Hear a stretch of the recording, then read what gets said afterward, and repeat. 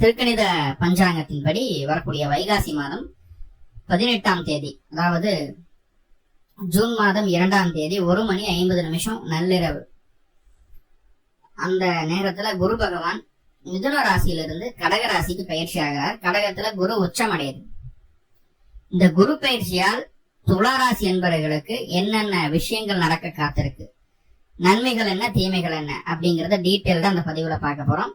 எந்த ஒரு கிரக பயிற்சியா இருந்தாலும் சரி, நன்மையும் உண்டு தீமையும் உண்டு. ஒரு கிரகம் எந்த ஸ்தானத்துல இருக்குது, அது எந்த ஸ்தானாதிபதி என்னென்ன இடங்களை பார்க்குது, என்னென்ன கிரகங்களோட சேருது அப்படிங்கறத பொறுத்து அந்த கிரகம் தரக்கூடிய பலன் நல்லதாகவோ கெட்டதாகவோ மாறும்.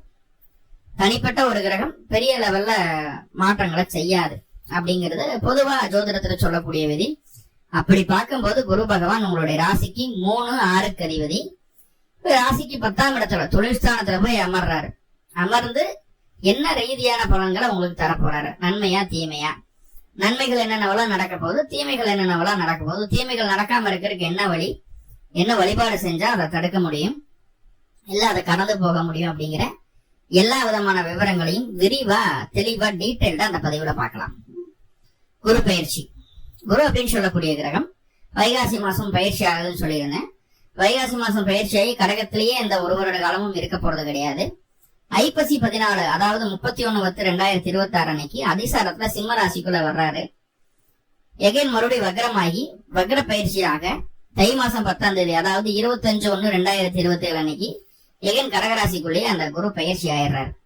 சோ இப்படி குருவினுடைய நகர்வு இருக்கு. அப்போ சிம்மத்துல இருக்கும்போது ஏதாவது பலன் மாறுபடுமா அப்படின்னு கேட்டா பெரிய லெவல்ல மாற்றம் எல்லாம் எதுவும் இருக்காது.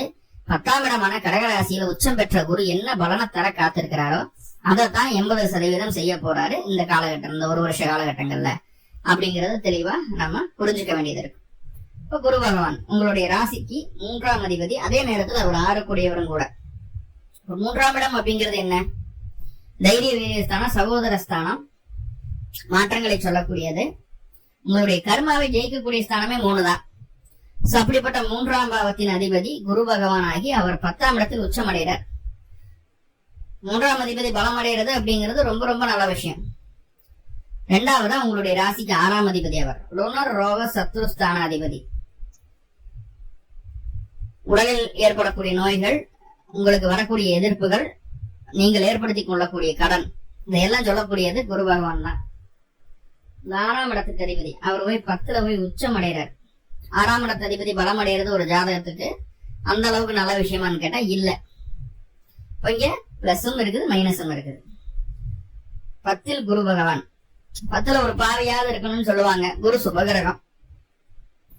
குரு சுபகிரகம் அப்படின்னு சொல்லி பொதுவா சொல்லிடலாம். ஆனா துளாராசியை பொறுத்த அளவுக்கு குரு பகவான் சுபகிரகம் கிடையாது.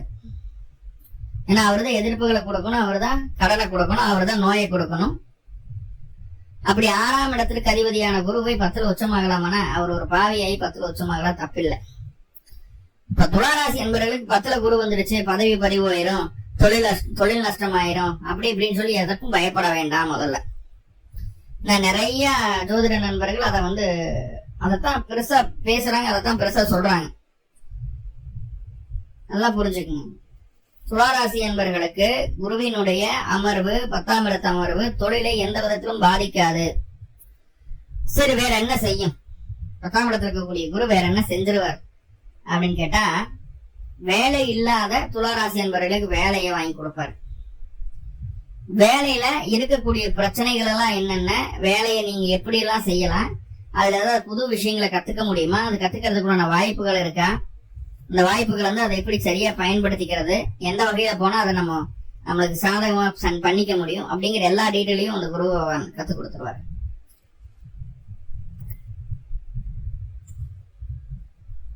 இருக்கிற வேலையில இருந்து அடுத்த கட்ட நகர்வை நோக்கி போறதுன்னு, எப்படி ப்ரொமோஷன் வாங்குறது, எப்படி வேலையை சீக்கிரமா, எல்லாமே அதாவது தொழில் ரீதியா வேலை ரீதியா நெக்ஸ்ட் லெவலுக்கு மூவ் ஆன் பண்ணிடுவீங்க இந்த வருஷம், இந்த குரு பயிற்சி ஆனதுக்கு அப்புறம். வேற என்ன அப்படின்னு பார்த்துட்டா, நன்மைகள். சார் உடம்புல நோய் தொந்தரவுகள் இருக்கு, எங்க என்ன பிரச்சனைன்னே தெரியல, எம்ஆர்ஐ ஸ்கேன் வரைக்கும் எடுத்துட்டா ஒரு பிரச்சனை அப்படின்னு சொல்லி எந்த ரிப்போர்ட்லயுமே வரல, எல்லாமே நார்மலா இருக்கு சார், ஆனா உடம்பு என்னமோ பண்ணுது அப்படிங்கிற பயம் எப்ப ராகு உங்க ராசிக்கு 6ஆம் இடத்துக்கு வந்ததோ அப்பவே வந்துருச்சு. ராகு கீழே வந்து மறுபடியும் சனி மேல வந்துட்டாரு.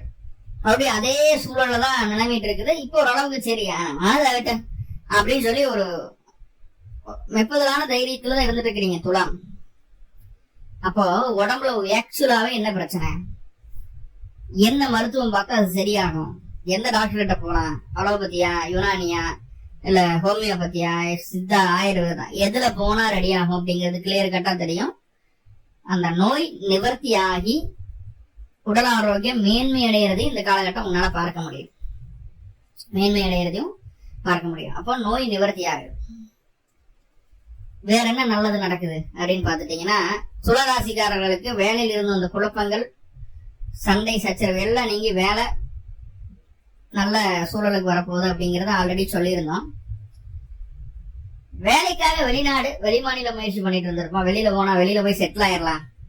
ஏன் இங்க அவ்வளவு கடன் காட்சிகள் ஆயிருச்சு. கடன் கட்டுறதுக்கு வழி எதுவும் தெரியல.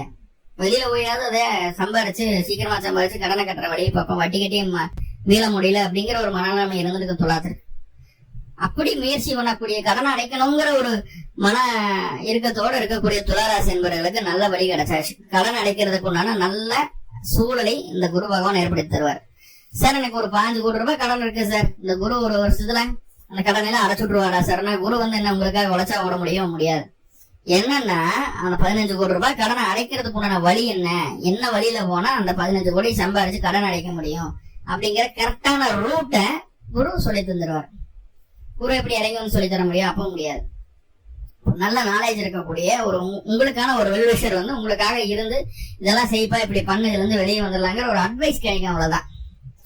சரியா பயன்படுத்திட்டீங்கன்னா டெவலப் ஆயிடுவீங்க. சரியா பயன்படுத்தல, யாரு சொன்னாலும் நான் கேட்க மாட்டேன்னு அந்த பிடிவாத குணம் இருந்தது அப்படின்னா முடிஞ்சு போச்சு. ஓகே.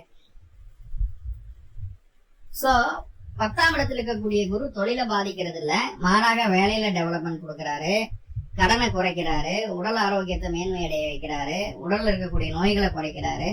இல்ல ஓகே. தாய்மாமனுக்கு கொஞ்சம் நெருக்கமான ஒரு சூழ்நிலை, பொருளாதார ரீதியான அடிகள் நிறைய இருந்துட்டு இருந்திருக்கும். முக்கியமா உங்களுக்கு உடல் தொந்தரவுகள் இருந்துட்டு இருந்திருக்கும். அதெல்லாம் சரி பண்ணி விடுறாரு. சோ அது கொஞ்சம் சாதகமா இருக்கு. கூட்டு குடும்பமா இருக்கும்போது தாய்மாமன் பக்கத்திலே இருக்கிறாங்க, அடிக்கடி பாக்குறேன், பேசுறேன், பிடிக்கிறேன் அப்படின்னா அது அங்க ஃபேவரா மாறிடுதாங்க. அவர் தொழில் ரீதியாக எக்கனாமிக்ல ஏதோ ஒரு வகையில் அவர் growth ஆயிடுது, அவங்க ஃபேமிலியே நல்லா ஆயிடுது. சோ அது ஃபேவரா இருக்கு. வேற என்ன செய்யுது அப்படின்னு சொல்லி பாத்துட்டீங்கன்னா, எதிரிகளை நண்பர்களாக மாற்றி விடுகிறது. யாரெல்லாம் உங்களுக்கு எதிரியா இருந்தாங்களோ அவங்களையெல்லாம் போட்டு லெப்ட் அண்ட் ரைட் வாங்க போறீங்க இந்த மாசம், இந்த குரு பயிற்சியில. அப்போ நம்மளுடைய எதிர்ப்பை தாங்க முடியாம அவர்களே சரண்டர் ஆயிடுவாங்க, நண்பர்களா மாறிடுவாங்க. நம்மளுடைய காரியங்களுக்கு உதவி செய்யக்கூடிய ஒரு மனப்பக்குவத்துக்கு அவங்க வந்துருவாங்க. அது ஒரு விஷயம் இருக்கு. 3வதா கணவன் மனைவியிடையே இருந்த கருத்து வேற்றுமைகள்.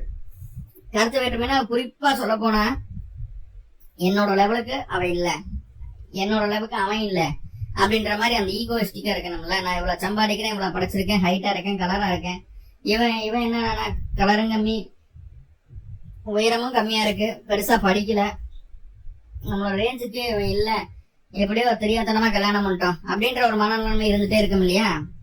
அந்த மனநிலைமை நீங்குது. ஏன்னா உங்களுக்காக நிறைய சாக்ரிஃபைஸ் பண்ண போறாங்க உங்களுடைய வாழ்க்கை துணை.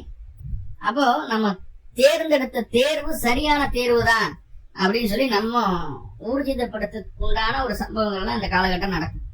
அப்போ பிரிந்த கணவன் மனைவி ஒன்று சேருவதற்குண்டான வாய்ப்புகளை இது ஏற்படுத்தி தருது அப்படிங்கிற சொல்லலாம். சரி, வேற என்னவெல்லாம் நன்மை சாமி அப்படின்னு கேட்டா, காலி நிலம் வாங்குறதுக்கான முயற்சிகள் எடுத்துட்டே வந்திருப்பீங்க, அது நடக்காமே போயிருக்கும். இல்ல காலி நிலம் இருக்கு, அதை நல்லா மராமரத்து பணியெல்லாம் செஞ்சு மறுபடியும் அதை வேலை செஞ்சு ஒரு பில்டிங் கட்டலாம், பிடிக்கலாம் அப்படிங்கிற எண்ணம் இருந்துட்டு இருக்கோம் இல்லையா? அந்த எண்ணம் நிறைவேறாம போறதுக்கு வாய்ப்புகளை சொல்லுது.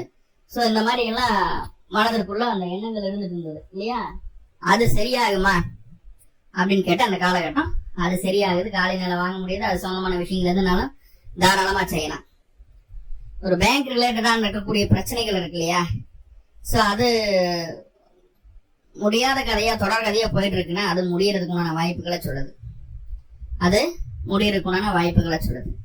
சரி, வேற என்ன அப்படின்னு பாத்துட்டீங்கன்னா, எடுக்கக்கூடிய முயற்சிகள், செய்யக்கூடிய மாற்றங்கள் அனைத்துமே உங்களுக்கு சாதகமா மாறுவதற்குண்டான ஒரு சூழ்நிலைய ஏற்படுத்திடும். அனைத்துமே சாதகமா மாறக்குண்டான ஒரு சூழ்நிலையை ஏற்படுத்திடும்.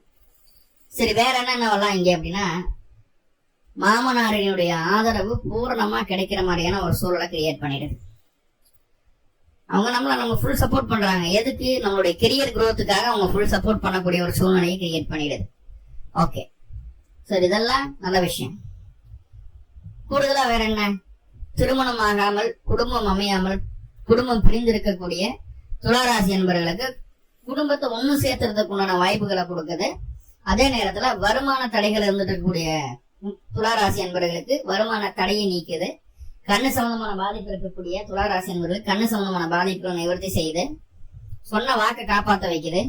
குடும்பத்துல இருந்து வந்த பிரச்சனைகள் நீங்கி எல்லாரும் ஒண்ணு சேர்ந்து சந்தோஷமா இருக்கிறதுக்கு உண்டான வாய்ப்புகளை ஏற்படுத்துது. வேற என்ன? வண்டி வாகனம், வீட்டு, சொத்து, சுகம் சம்பந்தமான விஷயங்கள் இருந்து வந்த பிரச்சனைகளை குறைக்குது.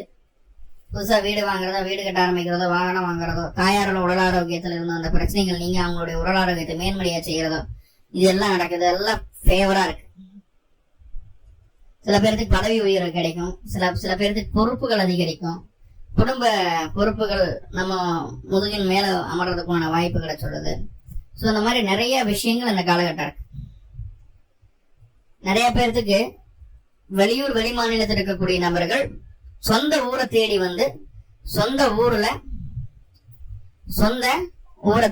சொந்த ஊர்ல தன்னுடைய வீட்டுல வசிக்கிறதுக்கு உண்டான ஆசை நிறைவேறதுக்குள்ள வாய்ப்புகளை சொல்லுது. சொந்த பந்தங்களோட சேர்ந்து ஒரு அக்கம் பக்கம் இருக்கக்கூடிய கோவில்களுக்கு போயிட்டு வரதோ, தொலைதூரத்தில் இருக்கக்கூடிய புனித ஸ்தலங்களுக்கு போயிட்டு வர்றதுக்குண்டான வாய்ப்புகளை சொல்லுது. இதெல்லாம் ஓகே. இருதயம் சார்ந்த பிரச்சனைகள் இருந்ததுன்னா துளாராசி நபர்களுக்கு அந்த காலகட்டம் சரியா, இதெல்லாம் ஓகே. சரி, எது சரி ஆகாது, எதுல எல்லாம் கவனமா இருக்கணும், இதெல்லாம் பிரச்சனை. தற்பெருமை பேசுவதை குறைத்துக் கொள்ள வேண்டும். நான் என்ற அகந்தை இந்த காலகட்டம் விட்டுறணும். சரிங்களா? நம்மள ஒரு மனிதராக, ஒரு பெரிய விஷயமாக பிறரிடம் வெளிப்படுத்துவதை தவிர்த்துக் கொள்ள வேண்டும். சுய சிந்தனை, இந்த சுயநலம் மிக்க செயல்பாடுகள் சுத்தமா ஆகாது. அதை நல்லா புரிஞ்சுக்கங்க. சரி, வேற என்ன அப்படின்னு பாத்துட்டீங்கன்னா, அக்கம் பக்கத்தினர்கிட்ட கூட்டு சேர்ந்து எந்த விஷயத்தையும் செய்யக்கூடாது. அக்கம் பக்கத்தினர்கள் நம்மளுக்கு எகெயின்ஸ்டா தான் இருப்பாங்க, நம்மளுக்கு சாதகமா இருக்க மாட்டாங்க அப்படிங்கிற விஷயத்த அது சொல்லுது. அப்போ அது வேண்டாம். சரி, வேற என்ன அப்படின்னு பாத்துட்டீங்கன்னா, செக்கு கொடுக்கறத மட்டும் தவிர்த்துக்குங்க. அதே போல உங்களுடைய காது கழுத்துல அணியக்கூடிய அணிகலன்கள் இருக்கு இல்லையா, ஆணாக இருந்தாலும் பெண்ணா இருந்தாலும், ஆணா இருந்தா மோதிரத்தை கூட சொல்லலாம். இப்ப ஆண்களே ஸ்டண்ட் போட்டு சுத்திட்டு இருக்கிறாங்க, அது வேற பிரச்சனை. இப்போ அந்த அணிகலன்கள் தொலைந்து போவதற்கு வாய்ப்புகள் உண்டு. அதுல கொஞ்சம் பத்திரமா பாத்துக்க வேண்டிய அமைப்பா இருக்கு. ரொம்ப முக்கியமா துளாராசி என்பவர்கள் இந்த காலகட்டம் குழந்தை பேருக்கான முயற்சியை தவிர்த்து கொள்ள வேண்டும். சார், என்ன சார் குரு உச்சமா இருக்குது, குழந்தை பேரை தவிர்த்துக்கணும்னு சொல்றீங்க அப்படின்னா, கண்டிப்பா தவிர்த்து கொள்ள வேண்டும். இப்படி தவிர்க்காம குழந்தை பேருக்காக ஐவிஎஃப் பண்றது, இல்ல அது ட்ரீட்மெண்ட் போறது, பிடிக்கிறது, அந்த மாதிரி எது செஞ்சாலும் சரி, உங்களோட உடம்பையும் அது பாதிக்கும். அதே நேரத்துல பொருளாதார ரீதியான நஷ்டத்தையும் அது கொடுக்கும். பொருளாதார ரீதியான நஷ்டம். என்னதான் குருவுக்கு 5ஆம் அதிபதியான சனியின் பார்வை இருந்தாலும் அவர் போய் 6ல் உட்கார்ந்துருக்காரு. அது குருவோட வீடு. அப்படிங்கும் போது செலவினங்களை கொடுக்காம போகாது. கடன் வாங்கி செலவு செய்யணுங்கிற அவசியம் இல்லை. இந்த வருஷம் அடுத்த வருஷம் கிடைக்க போகுது அப்படின்னு நினைச்சிட்டு தாராளமா முயற்சி பண்ணுங்க. அடுத்த குரு பயிற்சியில கண்டிப்பா கேரண்டிடா உங்களுக்கு நன்மை நடக்கும். அதுல எந்த மாற்றமும் இல்லை. ரைட். சோ இதுதான் நம் குரு பயிற்சியால நிறைய நடக்கக்கூடிய நன்மைகளும் தீமைகளும். இப்போ நன்மைகள் அதிகமா இருக்கு, தீமைகள் குறைவா இருந்தாலும் அதை சரி செய்யறதுக்கு ஏதாவது வழி இருக்கா அப்படின்னு கேட்டா கண்டிப்பா உண்டு. வெள்ளிக்கிழமை அன்னைக்கு காமாட்சி அம்மன் கோயிலுக்கு போயிட்டு நல்லெண்ணெய் தீபம் 2 போட்டு வழிபாடு பண்ணிட்டு வாங்க. குருவால் நடக்கக்கூடிய எல்லா விதமான பாதிப்புகளும் குறைந்து நன்மைகள் அதிகரிக்கும். மேலும் துளாராசி என்பவர்களுக்கு எல்லா விதமான நன்மைகளும் நடக்கணும்னு சொல்லி எல்லாம் உள்ள பரம்பொருளை பிரார்த்தனை பண்ணிட்டு இந்த பதிவை முடிச்சுக்கிறேன். நன்றி நண்பர்களே, நன்றி. வாழ்வளமுடன். திருச்சிற்றம்பலம்.